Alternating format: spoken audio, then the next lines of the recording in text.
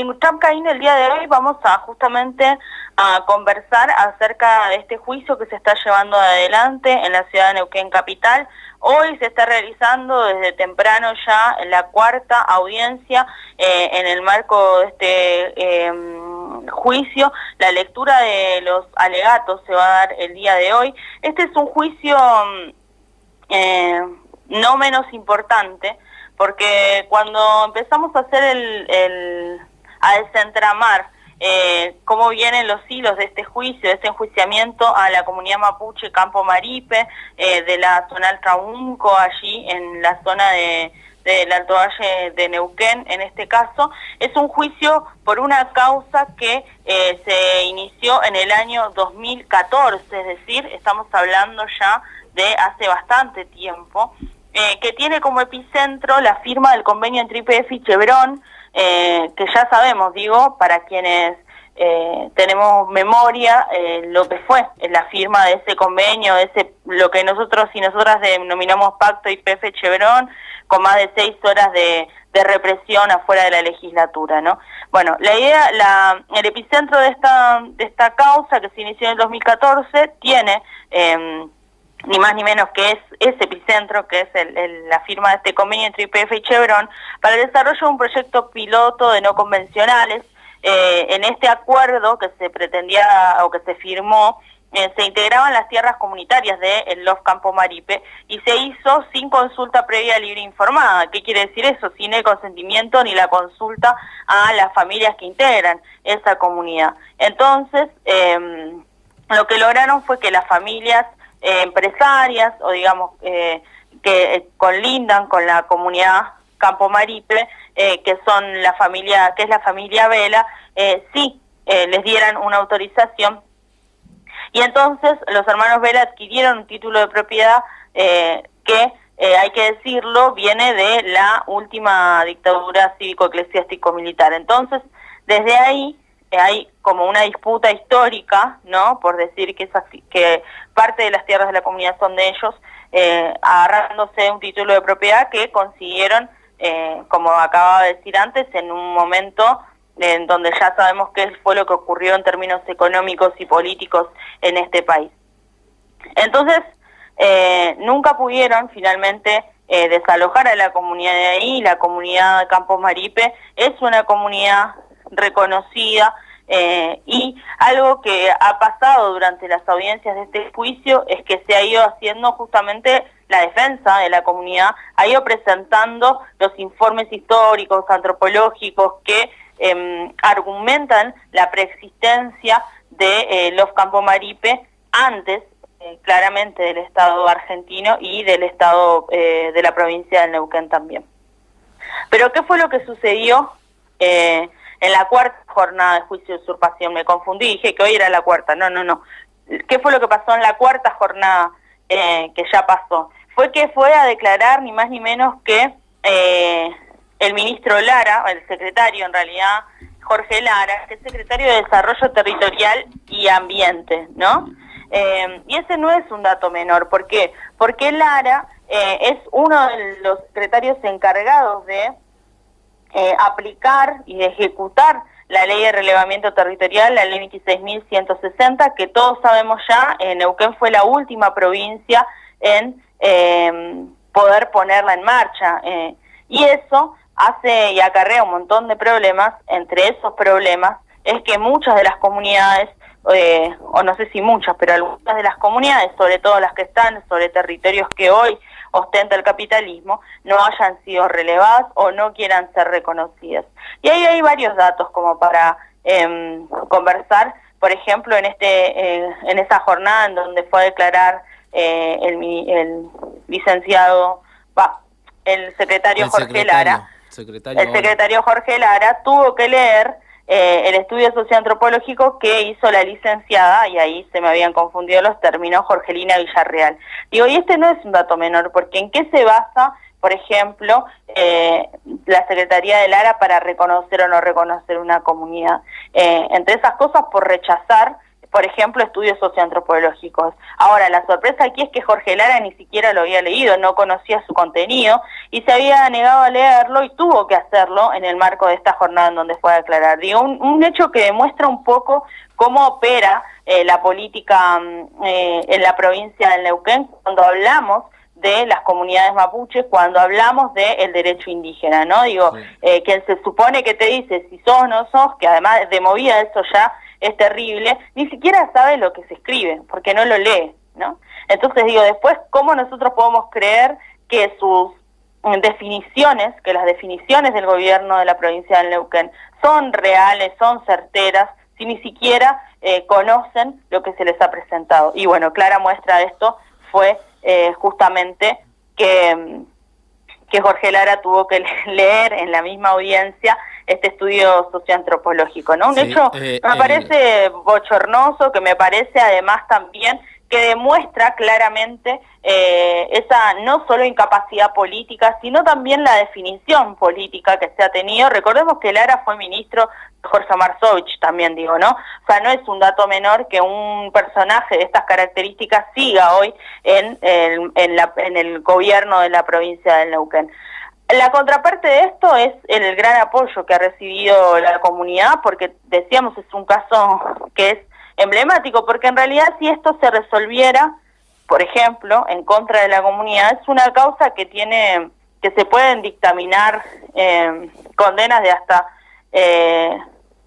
5 años, si no recuerdo mal. Ahí estoy tratando de cotejar ese dato. Digo, a ver, si hablamos en términos judiciales, no es una super mega ultra causa, ¿no? El tema es el trasfondo político que hay detrás de esta causa. Y así es que, por ejemplo, hay apoyos de la coordinadora del Parlamento Mapuche de Río Negro, de la CETERA, de DIPA, de ENTEPA, y también se fue o llegó hasta allá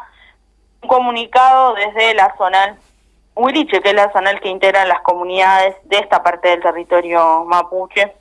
en solidaridad con el LOF Campo Maripe, con sus autoridades y sus miembros, Nehuentulaimun, Pupeñi y Capulamien, y en ese comunicado se denuncia la manipulación y la complicidad del poder político de Neuquén, de la mano del señor Jorge Lara, junto a los hermanos Vela, para judicializar la demanda del derecho y criminalizar a nuestros hermanos tratándolos de usurpadores en su propio territorio. Que la pretensión de apropiación del territorio comunitario mapuche por parte de los hermanos Vela pone en evidencia las oscuras intenciones de saqueo y destrucción de la biodiversidad, siendo garantes del robo de los recursos y la contaminación del ambiente, hasta hoy resguardada y protegida por el LOF Campo Maripe, y exigen que el Poder Judicial y el Ministerio Público Fiscal garanticen el ejercicio del derecho de la comunidad y que el Poder Político Provincial actúe a la altura de las circunstancias en materia de ejercicio del derecho del pueblo mapuche y ponga en marcha de manera urgente la ejecución de la Ley 26.160 sobre el relevamiento territorial. Se convoca además a las comunidades y a la sociedad neuquina a estar atentos, movilizados y a manifestarse por el libre ejercicio de los derechos, territorio y justicia. Eso es lo que dice, por ejemplo, este comunicado. Recordemos, este juicio empezó el 11 de abril, es un juicio oral y público contra, en este caso, la comunidad Los Campo Maripe, allí en la zona del Taunco, en este caso de la provincia de Neuquén. Maiten, la verdad que súper completo. Hoy leíamos justamente lo que vos decías de las declaraciones de Lara. En este caso los diarios lo titulaban como que Lara había defendido el informe de la provincia. Y bueno, ¿no? Tiene que ver con este entramado también en el que juegan los medios de comunicación un papel trascendental desde cómo titulan a qué notas suben y cuáles no, justamente para favorecer las posturas. Sí, sin duda, y del desconocimiento que tiene la mayoría de los medios de comunicación primero sobre el derecho indígena, segundo sobre la reforma en la Constitución provincial y tercero sobre qué es la Ley 26.160, digamos, por qué cada vez que hay un comunicado de cualquier comunidad originaria del país se menciona la Ley 26.160. Y hoy ahí hay algo que igual se repite en casi todas las temáticas sociales que se abordan, que es el desconocimiento profundo de cuando hablamos en materia de derechos. Y entonces tenemos muchos charlatanes pocos y pocas compañeros y compañeras que trabajen en medios que realmente se preocupen, que lean, que puedan como profundizar en el porqué de las informaciones, ¿no? Y entonces nos quedamos simplemente con la tapa de los diarios como el Río Negro, como La Mañana del Neuquén, que suelen no decir nada en sus tapas, o ponemos como el énfasis en cosas terribles, completamente televisadas, como por ejemplo estos días el incendio de Notre Dame y otras cosas más, digo, sin saber que en realidad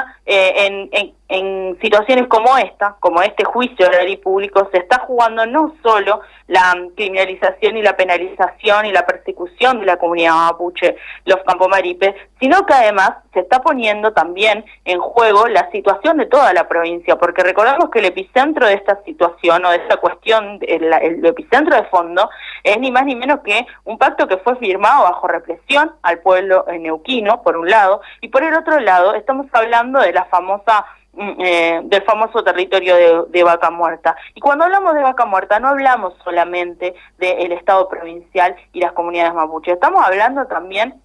de toda la sociedad neuquina, porque ya sabemos cuáles son las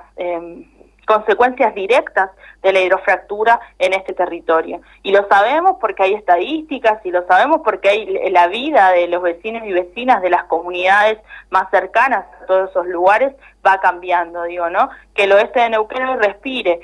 aire de basureros petroleros, es producto también de esta explotación, que la gente de la zona de Costa de Reyes se haya conformado en asamblea socioambiental, es producto también de ese avasallamiento que hace la explotación petrolera sobre territorios que en algún momento fueron productivos, sobre territorios que fueron el sustento de muchísimas familias, mientras que se cambió el eje por una industria completamente extractivista en contra de la vida de los pueblos. Entonces por eso no es menor y por eso está buenísimo también tener en cuenta toda esta otra contrapartida, que es que la mayoría de los portales noticiosos de compañeros y compañeras que sostienen en muchas partes del país están sacando esta noticia, que han llegado, decíamos, apoyos de distintas instituciones y organizaciones de distintas partes del país también, y me parece que eso también hay que tenerlo en cuenta. Y después, para mí, algo mucho más profundo que también hay que discutir es que, por ejemplo, esta causa, decíamos, es desde el 2013, 2014, y que la comunidad, por ejemplo, puede demostrar y puede fundamentar su existencia allí desde 1920, ¿no? Que si lo ponemos en términos de fechas históricas, Winca, por decirlo de alguna manera, sin dudas que está más que fundamentada su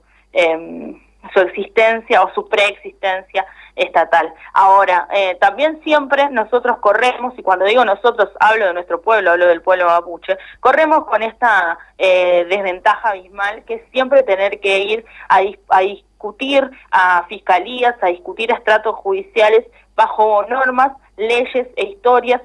pensadas desde la sociedad Winca, ¿no? Y entonces el almanaque según quién, las fechas según quiénes, y con gente enfrente, como el ministro Jorge Lara, y hay que decirlo sin pelos en la lengua, digo que viene de una gestión anterior del Movimiento Popular Neuquino, que ha fusilado maestros en la ruta, que viene de una historia larguísima también de ocupar cargos en la provincia del Neuquén como funcionario de este mismo partido, el Movimiento Popular Neuquino, y que hoy además, digo, se da el lujo, cuando de última podría estar jubilado, de ir a atestiguar en contra de las comunidades mapuche que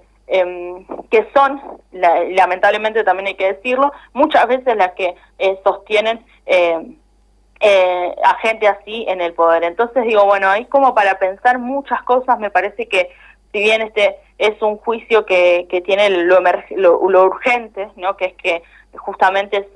el dictamen sea a favor de los Campomaripe, pero por el otro lado tiene para mí todo lo que está debajo, todo lo que está detrás y todo lo que está en el fondo. Entonces desde ese lugar también hacer un llamado a las ñañas, la mien que estén escuchando la radio en estos momentos, a estar atentos, a estar informados, informadas, a escuchar también todas esas campanas que están diciendo